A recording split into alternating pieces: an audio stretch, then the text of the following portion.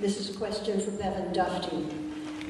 You have in the past, including just the past today, expressed great sympathy for the Black community, yet when you were on the Board of Supervisors, you consistently voted against eviction protection for tenants and against preservation of rental housing, and in favor of Lennar's redevelopment of Bayview Hunters Point, the very policies that are driving the Black community out of San Francisco.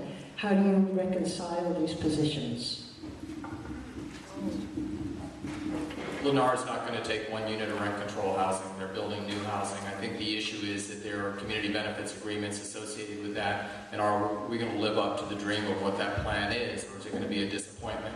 Part of that relates to Hope San Francisco, and I think the city should be proud of the fact that at a time when the federal government walked away from rebuilding public housing, and many of our developments, such as Potrero Hill and Potrero Annex, have not been addressed yet, that we started Hope San Francisco. I supported it along with, I believe, Supervisor Alioto-Pier, incredibly important program. But associated with that, we have to have rich social services. Mayor Newsom recognized that in addressing supportive housing, that you couldn't give somebody a key to an SRO and that would change their lives. That you had to have services related to it to help people take those steps. And I believe in public housing we need something very similar. I would like to bring in our universities and have life campuses where we're enabling families, some of whom have faced multi-generational poverty and disadvantagement, the opportunity to focus on education, how to be a stronger parent, how to lead a healthier lifestyle, and how to deal with anger management, or the steps that you can take to go back to school and to get the training that you need. And so I think that that's very important to focus on that population.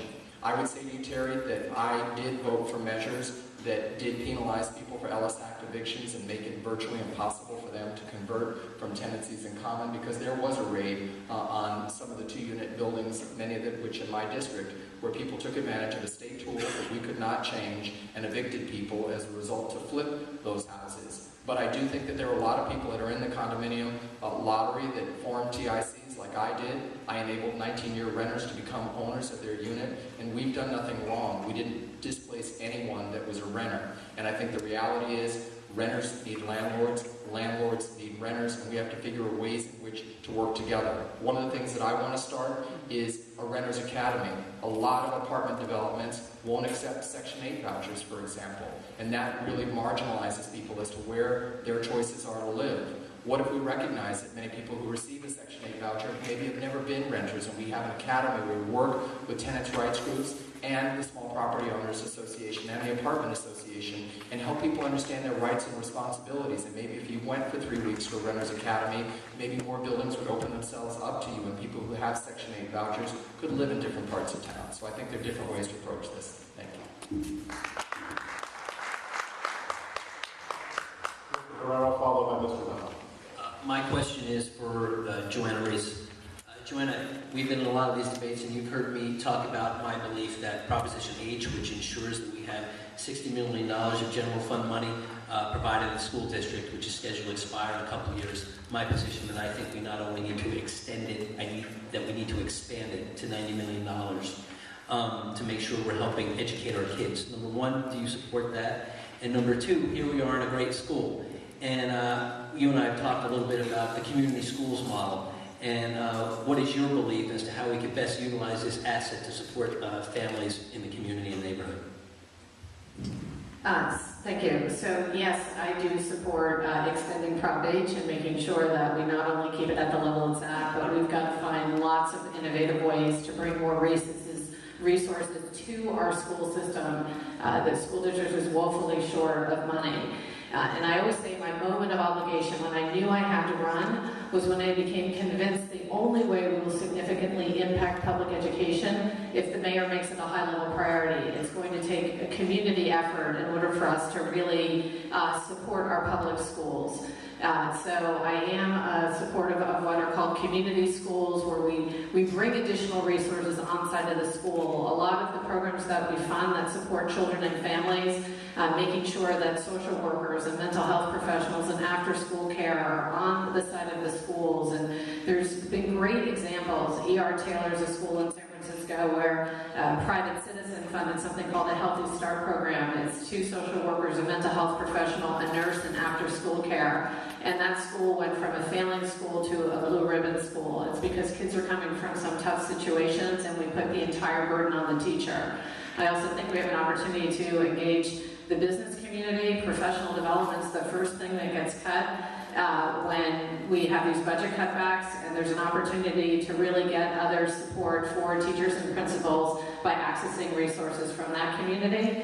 And then I always say, I'm going to take my extra here, we're like the shoemakers' kids who don't have any shoes. We're supposed to be the innovation capital of the world, and there's a lot of great innovation happening in the areas of things like adaptive learning and individualized curriculum that our kids aren't able to take advantage of because we don't have the money.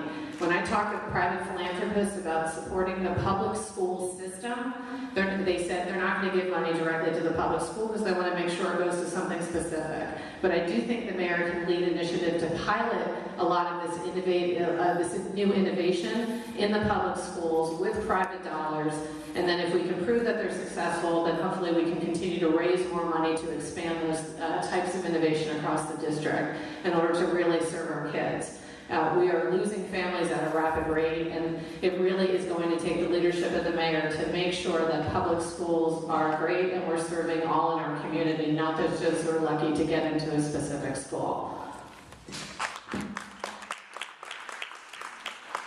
Mr. Dufty, followed by Ms. Alioto-Pier, followed by Ms. Rees.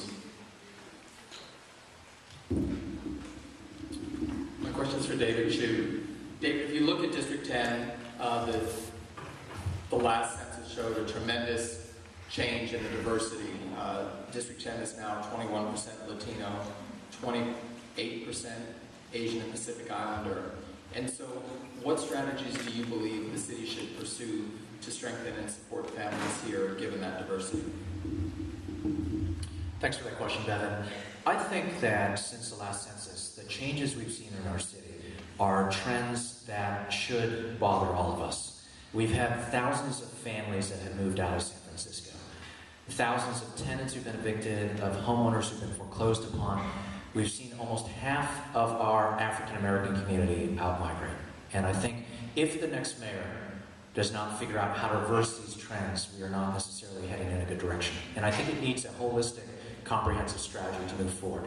First and foremost, obviously, starting with affordable housing, making sure that everyone who wants to live here has an opportunity to live here.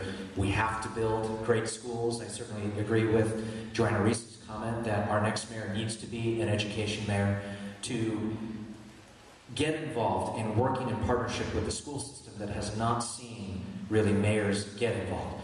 We also have to make sure that we are providing services for families, and I think in recent years we've taken exactly the opposite tack.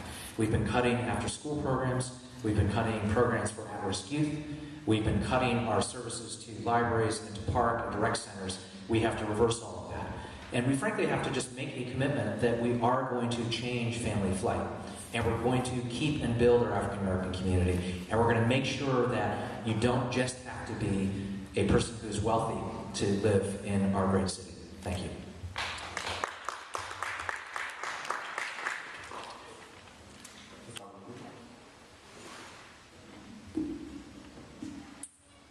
Thank you, Tony. I'm going to ask my question to Terry.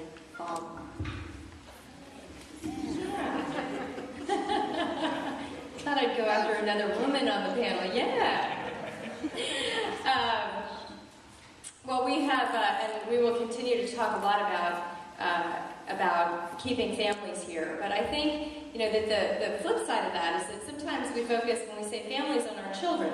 But the truth of the matter is that most of the people in San Francisco, and certainly most of our voters, are over the age of 50. And our families, our extended families, reach up to our senior population as well. How are we going to help keep all of our families, the generational families here? What are we going to do to keep San Francisco seniors happy and well placed?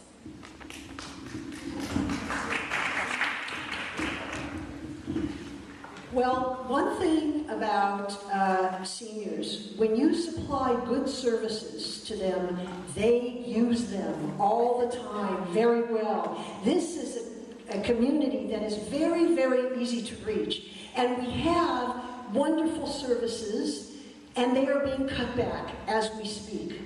So we bring ourselves back to the problem of taxing the rich. People need services, and it's all going upwards, and we need to tax the rich to bring it back down and use it. We also need housing that is not for the rich. At this point, we have 120% of the housing for rich people that we need. I don't think San Francisco needs any rich people. I mean, any more rich people. Let me say that. Well, yeah, maybe a few less. But we don't need any more housing for rich people. We need it for those who can't afford the market rate. As the mayor, I would have all the housing be for not affordable, because affordable to whom? I would say low income, middle income, families, artists, seniors. That's who needs housing. And we would have a moratorium on everything that wasn't for them. And we would tax the rich at the federal, state, and local level so that we have those services for seniors too. Thank you. Ms. Rees has the next question, followed by Mr. Avalos, followed by Mr. Chiu. I'll ask my question to Dennis Herrera. As I go door to door and work bus stops in the morning, I hear from people who often tell me they're not going to be here maybe in November because of the uncertainty around school placement. And I ask, is it placement or is it quality? They said a bit of both, but it's the uncertainty about where my child is placed, and really wanting neighborhood schools as a first choice. Do you support the neighborhood schools initiative? The one that's on the ballot. And just neighborhood schools, Yeah. as a leader at City Hall, would you support neighborhood schools first? I am not voting in favor of the ballot initiative, but let me tell you, I empathize with what it is that you are talking about vis-a-vis predictability and certainty for parents. What does a parent want? A parent wants predictability and certainty for their child to ensure that they're going to get a quality education for as long as possible. Unfortunately, the first interaction, oftentimes, that a parent has with the school district is inherently uncertain and unpredictable, and that is school assignment. And you go through a lottery system, you don't get one of your top 7 choices unless you're pretty lucky, and then you're faced with the prospect of going through it in the 5th grade and 8th grade again. And that's when folks move from Noe Valley to Mill Valley when their kid is 6 years old. But I'm very proud of what my office has done working with the school district to help to develop a new school assignment system that adds more predictability and certainty to the process by adding more weight to the neighborhood school component, to have that be of greater weight, to assure that there is more predictability and certainty with respect to a child's assignment to school. And I am in favor of that. I also am in favor of what we talked a little bit about earlier about community schools. I think that assuring that we have city services put in schools, from daycare, the health and wellness programs, to rec and park programs, to transit, is good for a lot of reasons. You are showing that you are providing value to the kids that are there, to the parents of the kids that are there, but also to the surrounding neighborhood of that school, irrespective of whether they have kids in that school or not. And those individuals are going to be more likely to invest in the school district because they are getting something out of it. So that is what I am in favor of. I'm in favor of moving towards the neighborhood schools model. We have a response from Ms. Baum and then from Ms. Rees. Yes, I just want to comment that unfortunately, sadly, there is also a racist agenda underneath the neighborhood schools movement, and it would certainly, in this case, lead to a great deal more segregation in our schools than we have now. And unfortunately, we do not have every school as an excellent school. I really hope that someday we'll have to certainly reform Proposition 13 so that we get more tax dollars to the schools. But until then, we have to give every parent the chance to get their child into the best school possible. 1 minute for Ms. Rees, 1 minute for Mr. Dufty, 1 minute for Ms. Alioto. So we actually, through the San Francisco School School Alliance brought in an outside research firm to look at what would happen if we went to neighborhood schools in terms of diversity. And we actually, with a few redistricting lines, actually achieved better diversity by having kids go to neighborhood schools. I do think we should put grades on schools so we understand where to allocate resources. If the school's getting a D grade, we know it needs more support. I will tell you, I spent a lot of time with kids in the Bayview who participated in a volunteer-led summer school program. I met kids who were junior year age with no high school credits, who told me, and when I said, and none of them dropped out of the summer school program. Every kid came first thing in the morning till the end of the day, and they stayed all summer. And I said, why? And they said, it's in my neighborhood. I get on 3 or 4 buses to get to a school in the marina or on the west side of town, and it just makes getting to school really difficult. I will tell you, even spending time with families in Bernal Heights, you can go on one block and 20 kids go to different schools. About 20 kids on a block all go to different schools, and mothers will tell me, I can't even get a neighbor to help me if I get sick. And that's the reason I'm supportive of neighborhood schools. Mr. Bevan. Thank you. I'm certainly not supporting the measure on the ballot because it's not a real measure. It's a measure that's an advisory opinion. It's only in San Francisco that you can whip people up about something that's not going to have any effect other than to be advisory. And I think that that's a disservice when the school district has gone about a change. My child entered public school 2 weeks ago based upon the new assignment system, and I think we ought to figure it out a bit. Let's talk about the real issues. It's about the achievement gap. It's about making more schools competitive and schools of choice for families. Only 25% of the families in San Francisco picked their closest school. So obviously, families want choice. You need to give them more certainty. But let's get to the real deal. There are 162 kids in San Francisco public schools that are simultaneously in the juvenile justice, child welfare, and mental health system.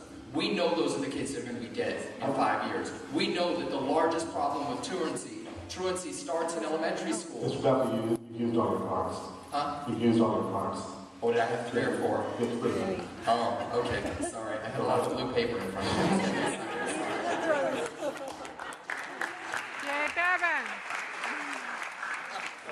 Ms. Alioto-Pier and Mr. Avalos, 1 minute each. He's having too much fun. I want to say, I agree with Ms. Rees on this point. And what we have found in San Francisco, looking at the Neighborhood School Initiative in particular, is that it's our African American communities in the Bayview and our Asian communities out in Richmond that have been the strongest proponents of it. And part of the reason for that is because when we look at some of our communities and some of our neighborhoods, back in the 70s, when we kept our kids close, we had reverends and churches and community centers that took these kids in after school. So they came back to programs that were established within their community. That's where they stayed, that's where they studied, that's where they learned how to do certain art projects and music projects and sports. And what happened through our busing system is that we started pushing our kids away. And when we did, we saw an increase in violence and we saw an increase in crime because they were going 45 minutes away from their communities. And their communities could no longer uphold them. And so when we look at this particular issue and when we look at where the polling is, it is loud and very it's loud and very forceful in our lower income communities. The other thing I want to say is that we've had a number, and I love my dear friend, Mr. Dufty, but we have had a number of initiatives that have started off as policy statements that have gone on to become stronger ordinances and resolutions. And the reason for that is to get a sense of where San Francisco feels and how strong people are around one issue, especially a controversial one, and especially one that can change the makeup of San Francisco schools so dramatically. And so it's important because of what it says. Bevan's right. It has no teeth to it other than to say we want choice. We want to be able to be putting our kids in our neighborhood schools if that's where we want to go, and we want it to be higher on the list of reasons for assignment.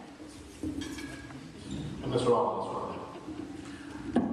I really see the value of neighborhood schools, but we've been down the road before to look at just an emphasis on neighborhood schools. And we know that in our past history in San Francisco, it's led to segregation. Right. And we have one of our greatest assets in this city is our great diversity here. We need to be figuring out how we don't send kids who live in Baum, Hunters Point, all the way across town. But there are good schools in the center part of the city that are doing a fine job of educating people. Balboa High School has had an amazing turnaround. It attracts students from both the east side and the west side of the city. And you're seeing now that actually it's having a greater success rate for getting people ready for college than many other schools. Actually, a lot of people are actually looking at that over Lowell High School. It's a really fabulous model that we can actually achieve. We also have small schools that are providing alternatives as well that are actually on the east side of town.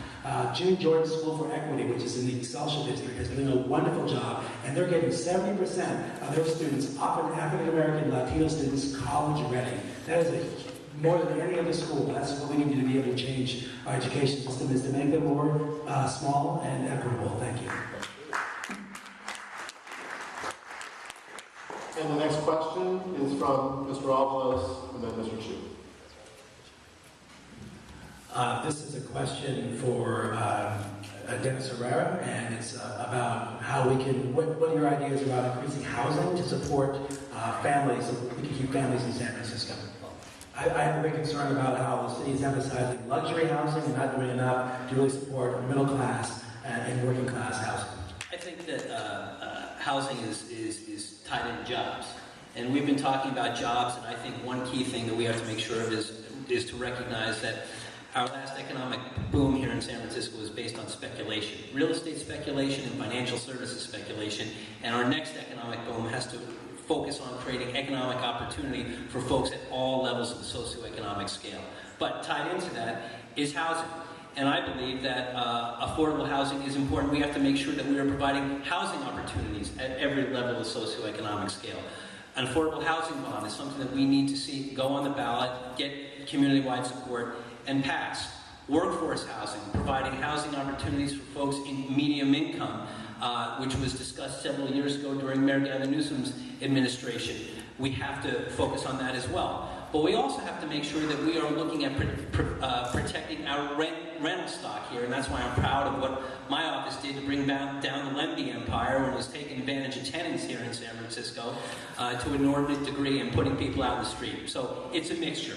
Affordable housing, bond, workforce housing, and make sure we're protecting our rental stock by assuring that rent control is protected and we're providing rental opportunities for tenants here as well, through creative ways of protecting.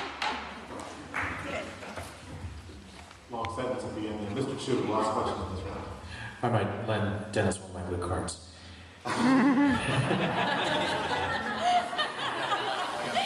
I want to continue on this theme of affordable housing. I absolutely agree with John that one of the biggest challenges we're facing right now is the lack of affordable housing. Literally thousands of tenants who've been evicted and homeowners who've been foreclosed upon in recent years. I want to ask my question to Michela.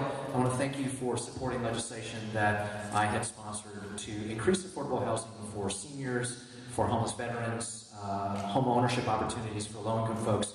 And I'd like you to talk about what plans you have to ensure that tenants are protected here in San Francisco and that we're increasing our affordable housing opportunities.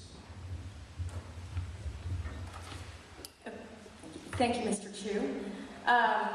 It was good legislation. And what I will say is that it's interesting. I get asked this a lot. I get asked my stand on rent control. And I think a lot of the reason for it is because I'm coming out of District 2. And people automatically make an assumption that you're not going to be for it. One thing that's interesting about rent control is that in San Francisco, this beautiful city of ours on 7 hills, if you have a disability, you're not going to be able to live in San Francisco if there is no rent control. Most people, 80% of the disabled population lives at the poverty level. And so it is one of the things that keeps our city diverse and it keeps our city strong, because people who otherwise would not be able to live here and not be able to stay here and not be able to have their families here are given the right and the ability to do so. When we start talking about affordable housing, I'm going to touch very briefly on something that I think is really important, which is affordable housing for our emancipated youth. I had a project in District 2. I had 2 projects in District 2. One of them was fabulous. It was the Booker T. Washington project.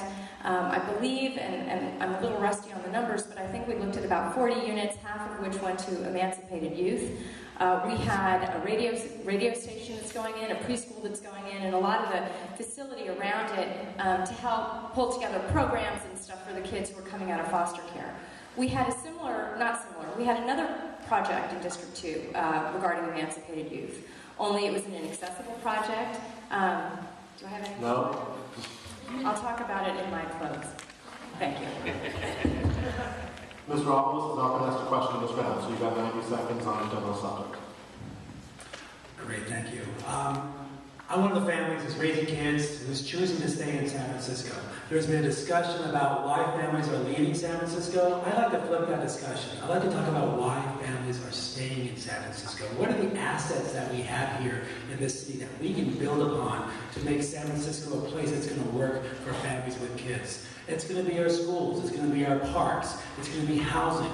And those are all the things that I want to make sure they're making sure of. And I have a track record of already working on those issues as chair of the budget committee, and even before that as a community organizer working at Coleman Advocates for Children and Youth. I'm committed to working from the outside in of City Hall to make sure that we can keep our families here.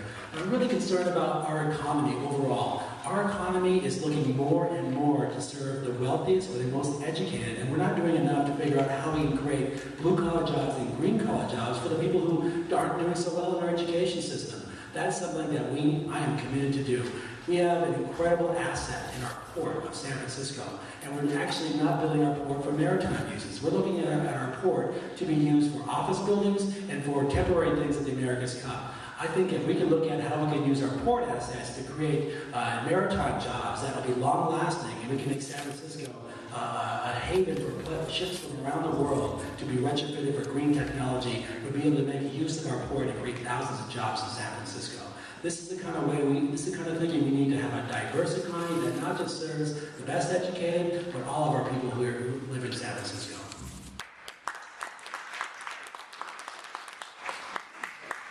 And we'll now run 4 questions, and this is supporting livable